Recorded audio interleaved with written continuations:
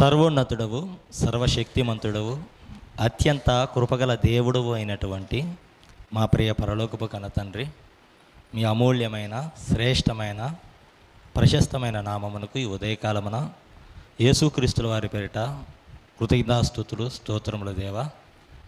తండ్రి, మీ కరుణా వాత్సల్యతలను మా పట్ల చూపించి తండ్రి, క్రీస్తులో మమ్మల్ని రక్షించి ఇప్పటివరకు తండ్రి మమ్మల్ని సజీవంగా ఈ భూమి మీద బ్రతికింప చేసిన విధానాన్ని బట్టి నీకే స్తుతులు స్తోత్రాలయ్యా. తండ్రి, మరి ఈ ఉదయకాలంలో నీ పాద సన్నిధికి చేరి మిమ్మల్ని స్తుతించుకొని ఆరాధించుకునే భాగ్యాన్ని కూడా మాకు ప్రసాదించారు. అందరూ బట్టి మీకు స్తుతులు స్తోత్రాలు దేవా.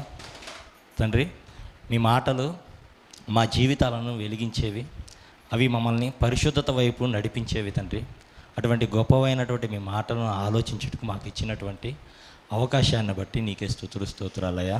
మరి మీ పిల్లలుగా తండ్రి, మీ మాటలను ఆలోచించినట్టుగా మీ యొక్క సహాయాన్ని సహకారాన్ని మా అందరికీ అందించమని కోరుకుంటూ, ఇంకా రావాల్సినటువంటి బిడ్డలను త్వరపెట్టి మీ సన్నిధికి క్షేమంగా నడిపించమని, తద్వారా మా అందరి ద్వారా మీరే మహిమ ఘనత ప్రభావాలు పొందుకోవాలని యేసుక్రీస్తుల వారి నామంలో ప్రార్థించి మీ యొక్క సహాయాన్ని అడిగి వేడుకుంటున్నాం తండ్రి.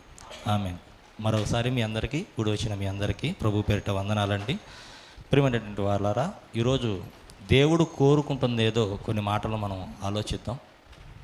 ఈరోజు గ్రామాల్లో కానివ్వండి, పట్టణాల్లో కానివ్వండి, జిల్లాల్లో కానివ్వండి, అలానే రాష్ట్రాల్లో కానివ్వండి, ఏమండి, శుభ్రంగా ఉండాలి అని, పరిశుభ్రంగా ఉండాలి అని స్వచ్ఛ భారత పేరుతో మన పైన నాయకులుగా ఉన్నటువంటి వారు ఎన్నో కార్యక్రమాలు చేపడుతూ ఉన్నారు.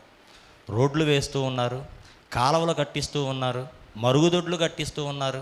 అంటే రోడ్లపైన ఉన్నటువంటి చెత్తను, కాలంలో ఉన్నటువంటి మురుగును తీసేస్తూ ఉన్నారు, అంటే చెట్లను నాటిస్తున్నారు. ఇలా ఎన్నో కార్యక్రమాలు చేపడుతున్నారు.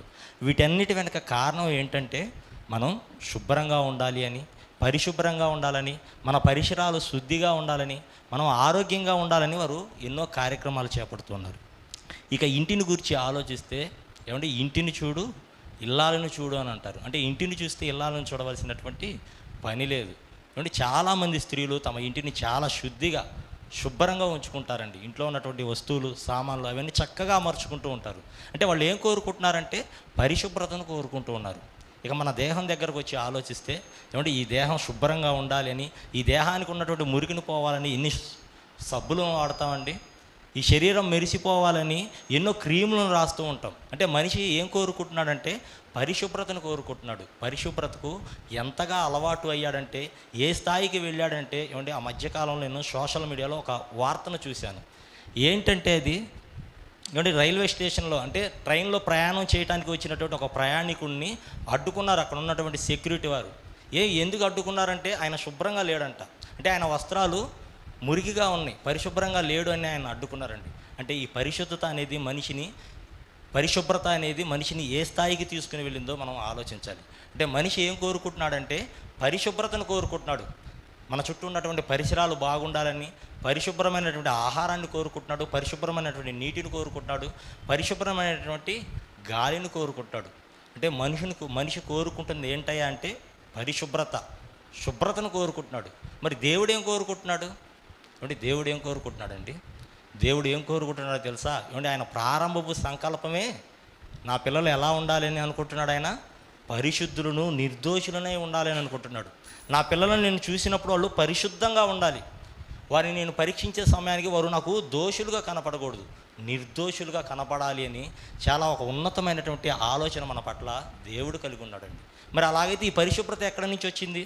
ఈ పరిశుభ్రత ఎక్కడ ప్రారంభమైందని మనం ఆలోచిస్తే, ఏమంటే క్రొత్త నిబంధన గ్రంథంలో మహనీయుడైనటువంటి యేసుక్రీస్తుల వారు ఆయన ఈ భూమి మీద కదులుతున్నటువంటి బోధిస్తున్నటువంటి కాలంలో, ఏమంటే ఆయనకే ఎదురైనటువంటి సందర్భాలు, ఆయననే ఆశ్చర్యపడినటువంటి సందర్భాలు బైబిల్లో మనకు కనపడుతూ ఉంటాయండి. ఈరోజు మనిషి దేవుని యొక్క ఉద్దేశాలు ఏంటో, దేవుని యొక్క భావాలు ఏంటో అర్థం కాక, ఏమంటే ఆత్మకు శరీరానికి ఉన్నటువంటి వ్యత్యాసం ఎరుగక, అంటే శుద్ధతను పక్కన పెట్టాడు, పరిశుభ్రతను ముందుకు తీసుకుని వచ్చాడండి. అలాంటి సందర్భాలు మనం బైబిల్లో చూడగలిగితే, మార్కు సువార్త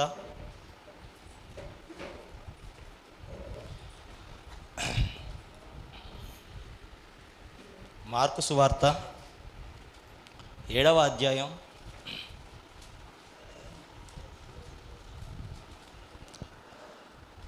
మొదటి వచనం అండి. మార్కు సువార్త 7వ అధ్యాయం మొదటి వచనం. యెరూషలేము నుండి వచ్చిన పరిసయ్యులను శాస్త్రులలో కొందరును ఆయన యొద్దకు కూడి వచ్చి, ఆయన శిష్యులలో కొందరు అపవిత్రమైన చేతులతో, అనగా కడుగని చేతులతో భోజనము చేయుట చూచిరి. పరిసయ్యులను యూదులందరూ పెద్దల పారంపర్యాచారమును బట్టి చేతులు కడుక్కుంటేనే కానీ భోజనము చేయరు, మరియు వారు సంత నుండి వచ్చినప్పుడు నీళ్లు చల్లుకుంటేనే కానీ భోజనము చేయరు. ఇదియుగాక గిన్నెలను, కుండలను, ఇత్తడి పాత్రలను నీళ్ళలో కడుగుట మొదలగు అనేక ఆచారములను వారు అనుసరించడివారు. అప్పుడు పరిసయ్యులను శాస్త్రులను, నీ శిష్యులు ఎందుకు పెద్దల పారంపర్యాచారమును చొప్పున నడుచుకొనక అపవిత్రమైన చేతులతో భోజనము చేయుదురని ఆయనను అడిగిరి. చాలండి. ఏమండి, కడుగని చేతులతో భోజనం చేసేసరికి వాళ్ళు ఏమంటున్నారు? అపవిత్రమైనటువంటి చేతులని. ఏమండి, ఎలాంటి పెద్ద పెద్ద మాటలు వాడుతున్నారో చూడండి. అంటే నిజానికి వారు కొన్ని పద్ధతులు పాటిస్తూ ఉన్నారు. నీళ్లు చల్లుకుంటున్నారు, నీళ్లతో చేతులు కడుక్కుంటున్నారు, స్నానం చేస్తున్నారు, ఇంటిలో ఉన్నటువంటి గిన్నెలను పాత్రలను నీటితో శుభ్రపరుచుకుంటున్నారు, అంటే కడుక్కుంటూ ఉన్నారు. ఏమంటే మరి ఇవి ఉపయోగకరం కావా అంటే ఉపయోగమే, ఇవి మంచివే. ఏమంటే చేతులు కడుక్కొని భోజనం చేయటం వల్ల మన చేతులకు ఉన్నటువంటి బ్యాక్టీరియా పోతుంది. అలానే మనం బయట దుమ్ములో ధూళిలో తిరిగి వస్తాం కదా, రాగానే స్నానం చేయగానే ఈ శరీరానికి ఉన్నటువంటి సూక్ష్మక్రిములు, మలినాలు తొలగిపోతాయి. ఇంటిలో ఉన్నటువంటి గిన్నెలు పాత్రలు కడుక్కోవటం వల్ల మనం ఆరోగ్యంగా ఉండొచ్చు. అంటే ఇవన్నీ మంచియే. మరి మంచి అయినప్పుడు యేసుక్రీస్తు వారు ఎందుకు బాధపడుతున్నాడు? ఎందుకు వారి విషయమే ఆయన బాధపడుతున్నాడు అని మనం ఆలోచిస్తే, కింద 7వ వచనం చదవండి, 6వ వచనం. అందుకు ఆయన వారితో ఈలాగు చెప్పెను, ఈ ప్రజలు పెదవులతో నన్ను గణపరచుదురు కానీ వారి హృదయం నాకు దూరముగా ఉన్నది. మానవులు కల్పించినటువంటి పద్ధతులు మానవులు కల్పించారని చెప్పుకొని మీరు పాటిస్తే పర్వాలేదు. మరి మీరేం చెబుతున్నారంటే మానవులు కల్పించినటువంటి పద్ధతులు దేవుడే ఉపదేశించాడు అన్నట్టుగా దైవోపదేశాలుగా మీరు బోధిస్తున్నారు, నన్ను వ్యర్థముగా ఆరాధిస్తున్నారని చెబుతున్నాడు. ప్రియమైన వాళ్ళారా, ఏమండి, చేతులు కడుక్కోవటం దేవుడికి ఇష్టమైన పనులు, స్నానం చేయటం దేవుడికి ఇష్టమైనది. అలానే మన ఇంట్లో ఉన్నటువంటి గిన్నెలు పాత్రలు కడుక్కోవటం దేవుడికి ఇష్టమైనవని వీళ్ళు చెప్పుకుంటూ దేవుణ్ణి వ్యర్థంగా ఆరాధిస్తున్నారంట. ఏమంటే నిజంగా ఆలోచించండి. ఏమంటే మన దేవుడు ఏం కోరుకుంటున్నాడు? పరిశుభ్రతను కోరుకుంటున్నాడా? ఏమంటే మన చేతులు కడుక్కోవటం వల్ల, స్నానం చేయటం వల్ల, ఇంట్లో ఉన్నటువంటి గిన్నెలు పాత్రలు కడుక్కోవటం వల్ల దేవుడికి ఏం ఉపయోగం? దేవుడికి ఏమైనా లాభమా? అవి మనకు ఉపయోగకరం.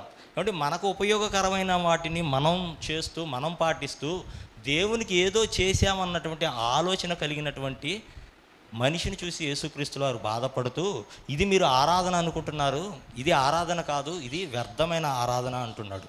అంటే ఇలాంటిదే మరొక సందర్భాన్ని మనం బైబిల్లో చూద్దాం. యేసుక్రీస్తు వారిని ఒక పరిసయ్యుడు భోజనానికి పిలుస్తాడు. అప్పుడేం జరిగిందో చూద్దాం. లూకాసు వార్త 11వ అధ్యాయం, లూకాసు వార్త 11వ అధ్యాయం 37, 38 వచనాలండి. ఆయన మాటలాడుచుండగా పరిసయ్యుడు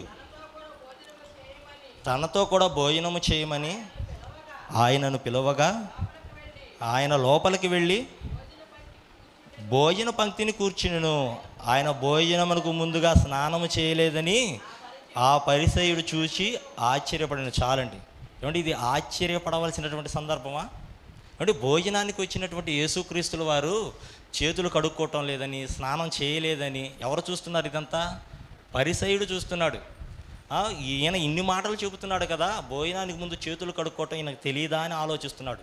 అంటే అలాంటి ఆ పరిసయ్యుని గురించి ఏం రాయబడిందంటే ఆయన ఆశ్చర్యపోయాడంట.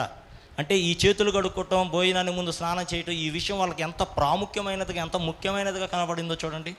ఇందాకేమో శిష్యులు చేతులు కడుక్కోకుండా భోజనం చేసేసరికి అపవిత్రమైన చేతులు అని అంటున్నాడు. ఏమంటే నిజానికి చేతులు ఎప్పుడు అపవిత్రమయ్యేది? ఈ చేతులతో పాపం చేసినప్పుడు. అంటే ఈ చేతులతో నువ్వు పాపం చేసినా పర్వాలేదు, భోజనానికి ముందు ఏం చేయాలి? చేతులు కడుక్కోవాలి. అంటే ఈ దేహంతో నువ్వు ఎలాంటి తప్పుడు పనులు చేసినా పర్వాలేదు, సంత నుండి రాగానే ఏం చేయాలి? స్నానం చేయాలి. అంటే నువ్వు ఎటువంటి చెడు పనులు చేసినా పర్లేదు, ఇంట్లో ఉన్నటువంటి గిన్నెలను పాత్రలను ఏం చేయాలి, శుభ్రపరచుకోవాలని వీళ్ళు నేర్పిస్తున్నారండి.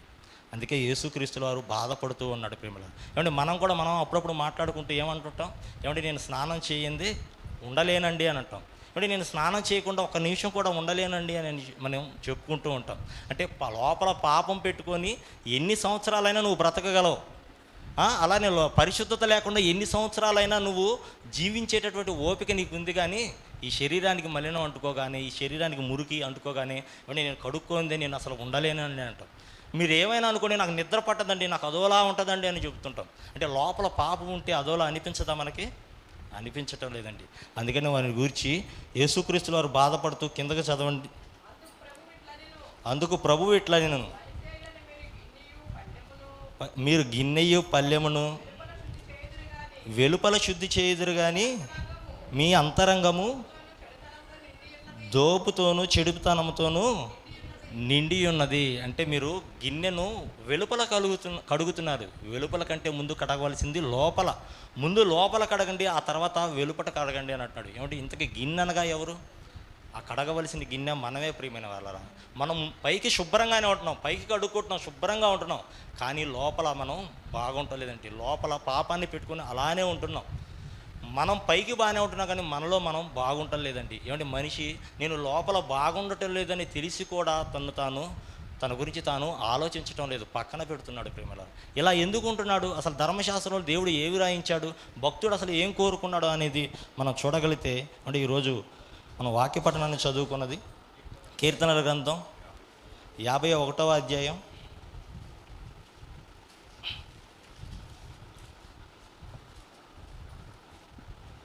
దేవుడు ఏం కోరుకుంటున్నాడో మనం చూద్దాం. కీర్తన గ్రంథం 51వ అధ్యాయం మొదటి వచనం నుంచండి.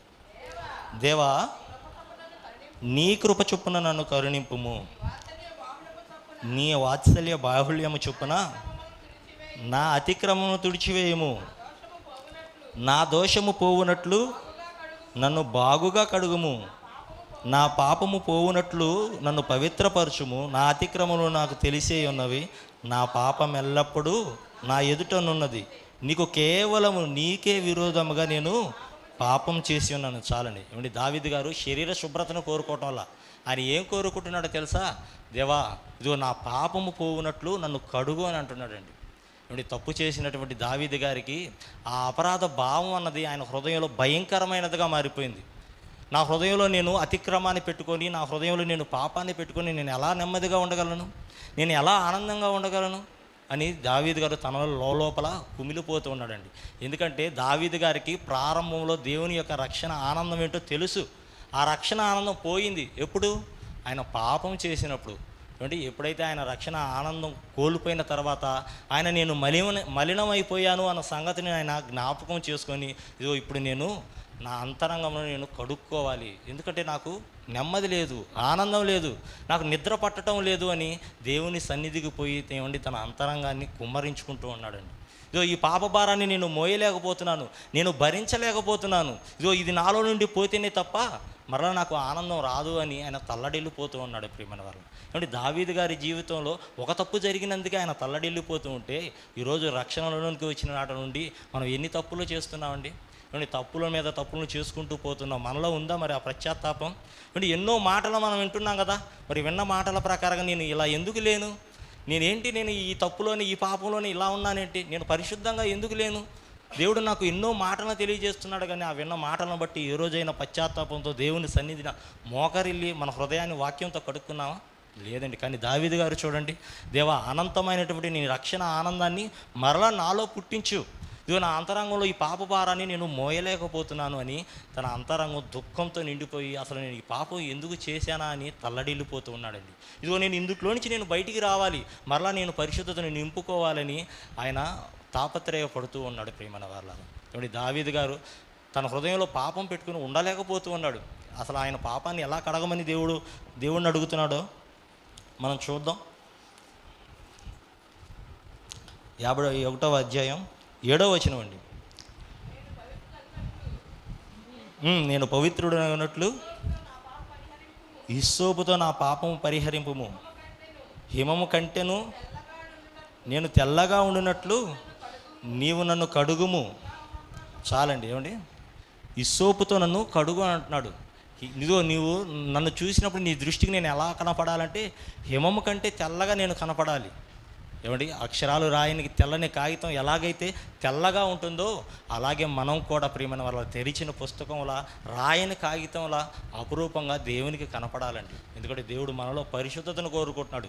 ఈరోజు మనం ఏదో లోకంలో ఏదో చేస్తే మనకు ఆనందం దొరుకుతుందని సమాజం కోరుకుంటూ ఉంది. ఏమంటే దేవుని కొరకు పవిత్రంగా బ్రతకటంలో ఉన్నటువంటి ఆనందం అంతా ఇంత కాదు ప్రియమైన వాళ్ళ. ఆ ఆనందం ఏంటో దావీదు గారికి తెలుసు. దాన్ని కోల్పోయి బాధపడుతూ దేవుణ్ణి ఏమని వేడుకుంటున్నాడో చూడండి. 16వ వచనం, నీవు బలిని కోరువాడవు కావు, కోరిన ఎడల నేను అర్పించుతును. దహన బలి నీకు ఇష్టమైనది కాదు, విరిగిన మనస్సే నీకు ఇష్టమైన బలులు. 10వ వచనం నుంచి చదవండి. దేవా, నా యందు శుద్ధ హృదయము కలుగజేయుము, నా అంతరంగంలో స్థిరమైన మనస్సును నూతనముగా పుట్టించుము. నీ సన్నిధిలో నుండి నన్ను త్రోసివేయకము, నీ పరిశుద్ధాత్మను నా యొద్ద నుండి తీసివేయకము. నీ రక్షణ ఆనందము నాకు మరలా పుట్టించుము. సమ్మతి గల మనస్సు కలుగజేసి నన్ను దృఢపరచుము. అప్పుడు అతిక్రమము చేయు వారికి నీ త్రోవలను బోధించదును. చాలు ప్రియమైన వంటి వాళ్ళు. దేవా, ఇదిగో ఒకప్పుడు నీలో నాకు కలిగినటువంటి ఆ ఆనందం నేను పోగొట్టుకున్నాను. మరలా ఆనందాన్ని నాకు దయచేయి. ఇదిగో నువ్వు క్షమించావు అన్న నమ్మకం నాలో పుట్టించు. నీ పరిశుద్ధాత్మను నాలో నుంచి తీసివేయకము అని అంటున్నాడండి. ఏమిటి, అంతరంగమందు పరిశుద్ధత లేకపోతే దేవుడు ఏం చేస్తాడు? మనలో ఉన్నటువంటి పరిశుద్ధాత్మను తీసివేసే ప్రమాదం ఉందండి. చాలామంది బాప్తిసం తీసుకోగానే దేవుడు నాకు పరిశుద్ధాత్మను అనుగ్రహించాడు, ఇంకా అలానే ఉంచుతాడులే అనుకుంటున్నాడు. కానీ ఇక్కడ భక్తుడైనటువంటి దావీదు గారు ఏమంటున్నాడు చూసావా? దేవా, నీ నాలో నుండి నీ పరిశుద్ధాత్మను తీసివేయకమని పశ్చాత్తాపంతో ఏమంటే దేవుణ్ణి గోజాడుతూ ఉన్నాడండి. దేవా, ఇదిగో నేను దగ్గర కావాలి అంటే ఇదిగో నా హృదయాన్ని నేను విరుచుకోవాలి అని అంటున్నాడు. చూడండి, ఇప్పుడు చూడండి, కిందకి చదవండి. 16వ వచనం, నీవు బలిని కోరువాడవు కావు, కోరిన ఎడల నేను అర్పించుదును. దహన బలి నీకు ఇష్టమైనది కాదు, విరిగిన మనస్సే నీకు ఇష్టమైన బలులు. దేవా, విరిగి నలిగిన హృదయమును నీవు అలక్ష్యము చేయవు. చాలండి. ఇదో నేను మరలా పవిత్రులను అవ్వాలి అని అంటే ఇదో పాపం చేసినటువంటి ఈ మనసు విరిగిపోవాలి అని తన హృదయాన్ని నలిపివేసుకుంటున్నాడండి. అంటే మీరు జాగ్రత్తగా ఆలోచిస్తే ఏమండి, ఒక చెట్టు నుంచి కొమ్మ విరిగిపడగానే ఏమవుతుంది? ఆ కొమ్మ ఏమవుతుంది? కొమ్మ ఎండిపోతుంది. కానీ విరిగిన దగ్గర ఏమవుతుంది? చిగురు మరలా పుడుతుందండి. అలాగే దేవునికి వ్యతిరేకంగా మనం చేసినటువంటి ఆ పాపాలను మనం కడుక్కుంటేనే కానీ మరలా దేవుడి కొరకు ఉన్నతంగా బ్రతకాలన్నటువంటి పవిత్రమైనటువంటి ఆలోచనలు మనలో ప్రారంభం అవుతాయి. ప్రియమైన వారు, ఈరోజు చాలామంది లోపల పాపాన్ని అలానే పెట్టుకుంటున్నారు, పైకి వందనాలు బ్రదర్ అంటూ ఏమండి తెల్లని వస్త్రాలను ధరించుకుంటూ మేము పైకి బాగానే ఉన్నామని అనుకుంటున్నారు. కానీ దేవుడు మన పైన శుభ్రతను కాదండి కోరుకుంటుంది, మన అంతరంగాన్ని చూస్తున్నాడు. మన అంతరంగంలో పరిశుద్ధతను కోరుకుంటున్నాడు. ఏమిటి, దావీదు గారు అది గ్రహించాడు. తన హృదయాన్ని కడుక్కున్నాడు. ప్రియమైనట్టు వాళ్ళ ధర్మశాస్త్రంలో ఇలాంటి మాటలు దేవుడు ఎన్నో తెలియజేశాడండి. మిమ్మల్ని మీరు కడుక్కోండి, మీరు పరిశుద్ధంగా ఉండండి అని దేవుడు ఎన్నో మాటలు రాయిస్తే దేవుడు రాయించినటువంటి ఆ ఉన్నతమైనటువంటి మాటలను క్రొత్త నిబంధనకు వచ్చేసరికి ఏం చేశారంటే పరిశుద్ధతను కాస్త ఏం చేశారు?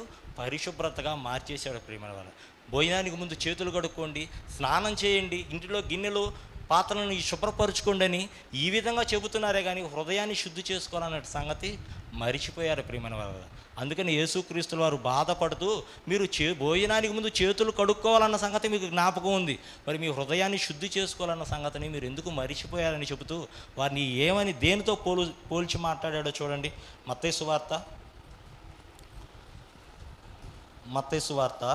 23వ అధ్యాయం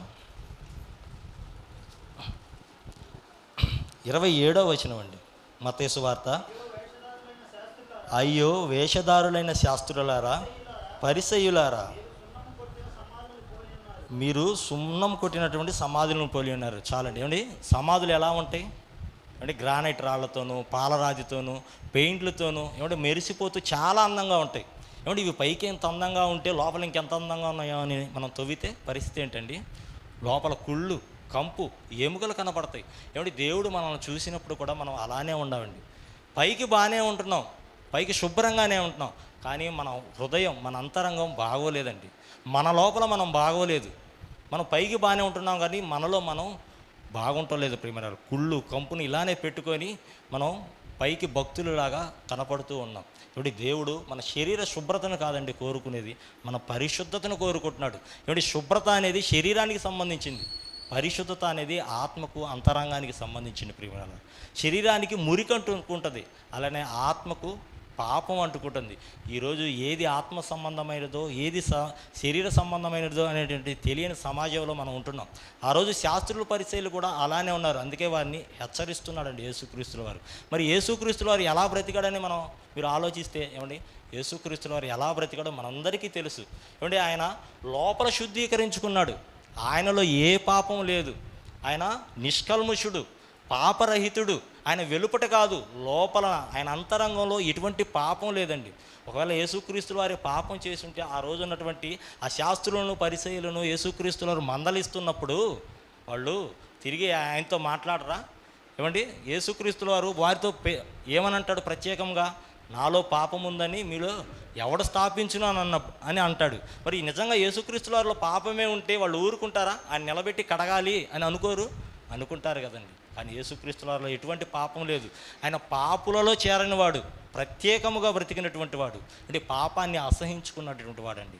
పాపులనైనటువంటి మనలను ప్రేమించి అంటే పరిశుద్ధతలోకి నడిపించగలిగేటటువంటి సమర్థుడు ప్రేమైనటువంటి వాళ్ళ. అంటే యేసుక్రీస్తుల వారు తన రక్తాన్ని మనకి ఇచ్చి మనల్ని పవిత్రులుగా చేశాడు. కాబట్టి మనం పరిశుభ్రత అనేది మనం అనుకుంటే వచ్చింది, మనం చేసుకుంటే అది మన చేతుల్లోనే ఉంది. మన పరిసరాలు కానివ్వండి, మనం కానివ్వండి శుభ్రంగా ఉండగలం. కానీ పాపం చేసినటువంటి తర్వాత పరిశుద్ధత అనేది ఇప్పుడు మనం చేసుకుంటే వచ్చేది కాదు ప్రియమైన వాళ్ళరా. దేవుడు తన దేవుడిని మనం వేడుకుంటే ఆయన తన కుమారుని మన కొరకు పంపించి ఆయన తన కుమారుడి ద్వారా మనల్ని పరిశుద్ధపరచాలి అనుకున్నాడు, మనల్ని శుద్ధి చేయాలి అనుకున్నాడు. అంటే బాప్తిసం ద్వారా అదే కదండి జరిగేది. అంటే బాప్తిసం ద్వారా యేసుక్రీస్తు వారి యొక్క రక్తంలో మన పాపాలను పోగొట్టుకుంటున్నాం. మన పాపాలకి ప్రాయశ్చిత్తంగా ప్రభు బలైపోయాడు. అంటే తన కుమారుడిని బలి చేసి మన కొరకు మనల్ని పరిశుద్ధపరుచుకోవాలి అనుకుంటున్నాడు. ఎందుకంటే దేవుడు పరిశుద్ధుడు, నా పిల్లలు కూడా పరిశుద్ధంగా ఉండాలి, వాళ్ళు శుద్ధిగా ఉండాలి అని అంటాడు. హృదయ శుద్ధి గలవారు ధన్యులంట. కనుక దేవుడు మన అంతరంగాన్ని, మన పరిశుద్ధతని ఆయన కోరుకుంటున్నాడండి. మన పై రూపాన్ని ఆయన చూడటం లేదు, మనం ఎలా ఉన్నామో. అంటే ఒకనాడు సమూయేలు గారు అభిషేకించడానికి యెషయా గారి ఇంటికి వెళ్ళినప్పుడు ఏమండి, పెద్దవాడిని చూడగానే దేవుడు కోరుకున్నటువంటి వ్యక్తి ఇతడే అని అంటాడు. అప్పుడు దేవుడు ఏమంటాడు? మనుషులు లక్ష్యపెట్టు వాటిని నేను యెహోవా లక్ష్యపెట్టడు అని చెబుతాడు. మరి ఇక కడసారివాడు ఎవరైనా ఉన్నారా అనగానే యెషయా గారు ఇదిగో కడసారివాడు ఇతనే అని దావీదు గారిని చూసినప్పుడు ఏమంటే దావీదు గారిని అభిషేకిస్తాడు. ఏమంటే దేవుడు దావీదు గారిలో ఏం చూశాడో తెలుసా? పరిశుద్ధతను చూశాడండి. ఈరోజు నీలోను నాలోను దేవుడు ఏం చూస్తాడంటే మన అంతరంగం ఎలా ఉందో చూస్తాడు. అంటే మనం పరిశుద్ధంగా ఉన్నామా లేవా అని చూస్తాడు ప్రియమైన వాళ్ళ. ఏమంటే భక్తులు ఈ పరిశుద్ధతను కాపాడుకోవటం కోసం ఎంత కష్టపడ్డారో తెలుసా? తమ ప్రాణాలనే ప్రాణంగా పెట్టారండి. లోకంలో ఏదో పాపం ఉందని ఆ పాపంలో జారిపోతున్నామే తప్ప కానీ ఏమిటి ఈ మనల్ని పరిశుద్ధపరచడానికి, మనల్ని నిర్దోషులుగా చేయటానికి మన తండ్రి మన గురించి ఎంత ఆలోచించాడో, మనల్ని పరిశుద్ధపరచడానికి మన తండ్రి ఏమిటి తన కుమారుణ్ణి బలిగా అర్పించాడని ఈ విధంగా ఏ రోజైనా మనం ఆలోచించామా? అంటే ప్రభు బలలోకి పోతున్నాం కదా, ప్రభు బలలో చేతులు వేయడానికి వెళ్తున్నాం కదా. మరి ఏంటి ఆ బల ఉద్దేశం ఏంటి? పాపులు అయినటువంటి మన కొరకు ప్రభు ప్రాణం పెట్టాడనే కదా. అంటే మనం పరిశుద్ధంగా ఉండాలని, ఇక మీదట పాపం చేయకుండా పరిశుద్ధంగా ఉండాలి అని, క్రీస్తు యొక్క జ్ఞాపకాలతో మనం ఉండాలి అనే కదా. మరి అంటే సులువుగా చిక్కులు పెట్టేటటువంటి పాపంలో మనం ఎందుకు పడటం? అంటే విశ్వాసమునకు కర్తయు దాన్ని కొనసాగించేవాడైనటువంటి యేసుక్రీస్తుల వారి వైపు చూస్తూ మనం ముందుకు వెళ్ళాలి ప్రియమైన. అంటే పరిశుభ్రత అనేది ఆరోగ్యానికి సంబంధించింది, పరిశుద్ధత అనేది నిత్య జీవానికి సంబంధించింది ప్రియమైన. అంటే నిత్యము ఉండేటటువంటి ఈ ఆత్మ కొరకు, నిత్యలోకం కొరకు మనం ఎంతగా ప్రయాసపడుతున్నాం, మనం ఎంత కష్టపడుతున్నామండి. అంటే ఈ పరిశుద్ధతను కాపాడుకోవటం కోసం మనం ఏమైనా కష్టపడుతున్నామా? ఏమంటే యేసుక్రీస్తుల వారు చూడండి, ఆయన కొడుతున్నా తలకు ముళ్ళ కిరీటం పెడుతున్నా, ముఖం మీద ఉమ్ము వేస్తున్నా, కాళ్ళకు చేతులకు మేకులు కొడుతున్నా, ప్రాణం పోతున్నా, రక్తం చిందుతున్నా, ఒక్క మాట కూడా వాళ్ళని అనలేదు. తన పరిశుద్ధతను కాపాడుకున్నాడు. శిలువ మరణాన్ని ఎదిరించాడు. ప్రియమైన వాళ్ళారా, ఈరోజు మరి ఆ పరిశుద్ధతను దేవుడు మనకు తన కుమారుడి ద్వారా ఇచ్చాడుగా. మనం కాపాడుకుంటున్నామా? ఆ పరిశుద్ధతను మనం నిలవబెట్టుకుంటున్నామా? ఆలోచించండి. ఏమంటే దుష్టుడు మనల్ని మన హృదయంలో కల్మషాన్ని నింపాలి అని, మనల్ని పాడు చేయాలని, మనల్ని ఏమంటే భక్తి జీవితంలో నుంచి తొలగించాలని ఎన్నో ప్రయత్నాలు చేస్తూ ఉంటాడు. ఈ ఒక్కటే కదా అని మనం అనుకుంటుంటాం. వాడు మరలా తప్పుల మీద తప్పులు చేయిస్తూ ఏమంటే మనల్ని నిత్య నరకం వైపు వాడు నడిపిస్తూ ఉంటాడు. మనల్ని వాడు ఆ పాపంలోనే కూరుకుపోయే విధంగా శాసిస్తాడండి. కనుక మనం ఆ నిత్యాగ్నికి పోయే వారిగా ఉండక, ఏమంటే శరీర పరిశుభ్రతను దేవుడు కోరుకోవటం లేదు, మన అంతరంగ శుద్ధిని కోరుకుంటున్నాడు. అంటే పరిశుద్ధత అనేది ప్రయోజనకరమైనది, పాపం చాలా ప్రమాదకరమైనది ప్రియమైనది. కనుక దేవుడు కోరుకుంటున్నది శరీర శుభ్రత కాదు, ఆత్మశుద్ధి. అంటే అంతరంగంలో పరిశుద్ధతను కోరుకుంటున్నాడు. కళ్ళు మూసుకోండి, ప్రార్థన చేద్దాం. మహాపరిశుద్ధుడా, మహోన్నతుడా, మమ్మల్ని మిక్కిలిగా ప్రేమించినటువంటి మా ప్రియ పరలోకపు తండ్రి, మీ ఘనమైన శ్రేష్టమైన నామమునకు మరొకసారి యేసుక్రీస్తుల వారి పేరిట వందనములు, స్తుతులు, స్తోత్రాలయ. తండ్రి, మీరు కోరుకుంటున్నది పరిశుభ్రత కాదు అని, పరిశుద్ధత అని. కనుక తండ్రి, మేము లోపల మా హృదయాన్ని శుద్ధి చేసుకోవాలని, ఎప్పటికప్పుడు మేము వాక్యం చేత మమ్మల్ని మేము కడుగుకోవాలి అని, మా హృదయాన్ని తండ్రి మీ సన్నిధిలో కుమ్మరించుకోవాలని కొన్ని మీ మాటలను మీ బిడ్డలైన వారికి తెలియచేశాను తండ్రి. విన్న మాటలను మర్చివారేమో కాక ఆ మాటలను ఆలోచించి, అంటే తండ్రి మరి పైకి ఎలాగైతే కనబడుతున్నామో హృదయం అంతకంటే గొప్పగా, అంతకంటే ముఖ్యంగా పరిశుద్ధంగా ఉంచుకుంటూ తండ్రి మరి మీ యొక్క పనిలో పవిత్రులుగా కొనసాగే భాగ్యాన్ని మా అందరికి దయచేయమని కోరుకుంటూ యేసుక్రీస్తుల వారి నామములో ప్రార్థించి మీకు కృతజ్ఞతాస్తుతులు చెల్లించి వేడుకుంటున్నాను తండ్రి. ఆమేన్.